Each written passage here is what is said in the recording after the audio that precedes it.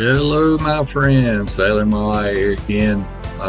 This week we're going to be talking about rigging. I had some questions on the rigging and stuff and how I set mine up. We'll go through a few things and the reasons I did what I did and see if you guys agree. If you got better ideas, put them down below. Always glad to talk to you guys. Enjoyable to get a conversation going.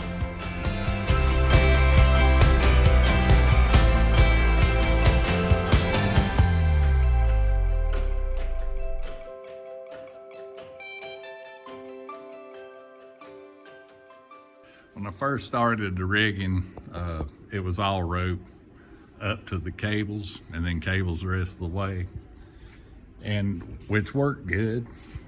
Nothing wrong with it, worked fine.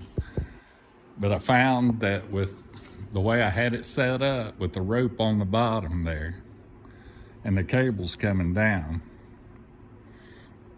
I couldn't adjust my rig from the deck of the boat. I had to get off the boat to adjust the rig.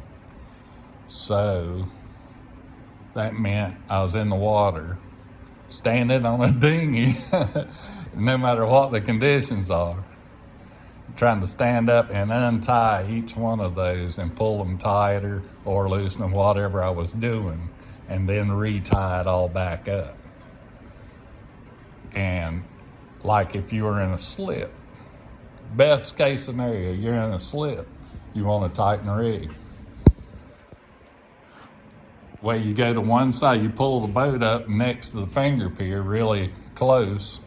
You go to the opposite side on the dinghy, you float around there and get things and untie one at a time until you get them done, which it doesn't take that long, but man, it would wear you out. But once you got those two done, you had to go back on the boat, loosen the dock lines on the finger pier side, tighten up the opposite side, and pull the boat across the slip to the other side and tie it off again, and then go around on the dinghy to get the other two.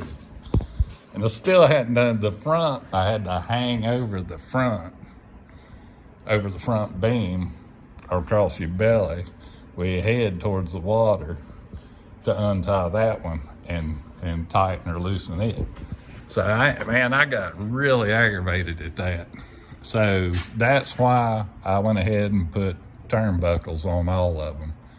I can sit on the deck with a 3/4 inch wrench and a screwdriver, turn my turnbuckles, get it where I want it, lock it back down, never left the boat. Didn't have to move the boat, don't have to do it. I could adjust them underway if I wanted to. I mean, it just made sense. For in my age, bouncing around in a dinghy trying to straighten that mess out was not a great thing for me. So the rope is still there on the bottom, and it still stretches and moves and it does what it's supposed to do, but that turnbuckle is in the middle between the cable and the rope. So I can adjust that without untying the ropes. And that makes a big difference. I know it looks kind of odd having a Polynesian boat with stainless steel turnbuckles on. That's kind of weird. It doesn't really fit the scheme of things, but when you're old like me, you got to do things a little different. I'm getting tired, folks. I'm tired. So, but anyways, yeah, that's in a nutshell what I got. A 22-foot piece of pipe with a 4-foot piece of pipe welded together. Oh, and once I got all the welding done and got it and fit it, make sure it was going to work, then I had to take it, put it on top of my truck, which is not a very big truck, and drive it 2 hours away to a place that could anodize a 30-foot piece of aluminum.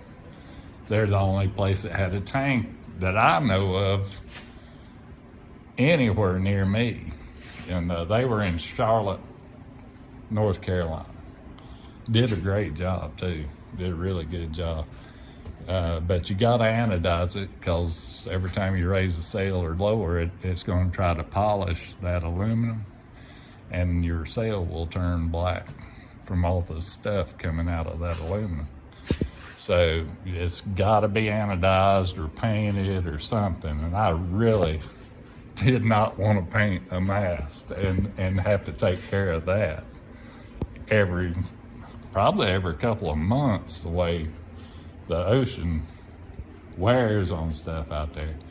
But the anodizing holds up great. There's not a spot on it anywhere. It looks just like the day they done it. And let's see, got the wire. I didn't say anything about the wiring. I have wire going up through there. Let's see, got 2 circuits. One for the tricolor, one for the, it's actually 2 separate ones, one for the anchor, then one for the tricolor. And then I've got another cable going up for the VHS, which come out of the bottom of the mast. Here's the end of those, which there's plugs on the end of everything, and they just plug in. I run them through a little hole in the front of my hard Dodger, and they go into the back of my refrigerator. The refrigerator sits in here. All my wiring's right there. It's all plug and play. Everything just comes right in. The radio, all the power, everything comes in here and lights everything up. And it just goes right out the back and up through the hole, or out through the cockpit. See, down the mast and through that hole. I'm still working on the hard top. I'm cleaning it up and redoing some other things to it. I'll get on that later. But yeah, this is a new box I built for the refrigerator to go in. And I put, this time, the last one was fiberglassed into the floor of the cockpit, and you couldn't take that out. You could only take the face of it off and take the tabletop off, but the rest of it was permanently attached in the cockpit. And we found out that it made it really hard to pack this thing up in that truck with that thing still hooked to the floor. So now I got bolts, 4 bolts that bolt that thing to the floor, and I fiberglassed 4 aluminum tabs sticking up. So you just set that on the tabs, put your bolts through there, you got it. It's back on. And you can remove it when you want to. Makes it a little easier for moving around, packing up, doing things like that. So that's why I've redone all of that. So I can't think of everything else right now. I'll keep doing these videos. I had a couple questions about the rigging. I mentioned those pulleys on the back of the mast tabernacle. Bolt in right here. This little piece, I'll let me go get it. All right, here's the pulley set up, and it's just 4 pulleys I purchased. They have, I think, brass bushings in these, and that's just some metal that I cut, welded together, painted it up with some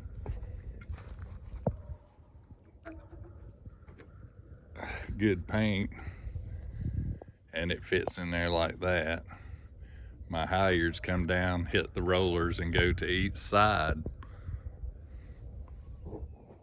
of the beam and hit the deck organizers on top of the deck up here.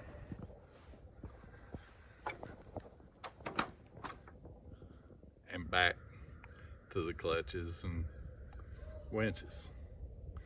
And that goes on either side. That way I keep my cockpit fairly open inside there. And I don't have ropes under my feet and or cutting the cockpit in half with the jib sheet or whatever, you know. So that's the reason I did that. So I've been running my mouth too much. I'm gonna make another video on rigging. So I feel like I didn't answer a lot of questions on this, and I've been rolling through this like crazy, and it's hard to make these videos. It takes days to get things together, and I'm working on it though, trying to get better and better at it. It's tough. It's tough. But you guys keep tuning in. Keep liking, subscribing. Help me grow this channel. And I hope I can bring better and better content as time goes on, and get better at this whole thing. And yeah, help me out, guys. Do something you love.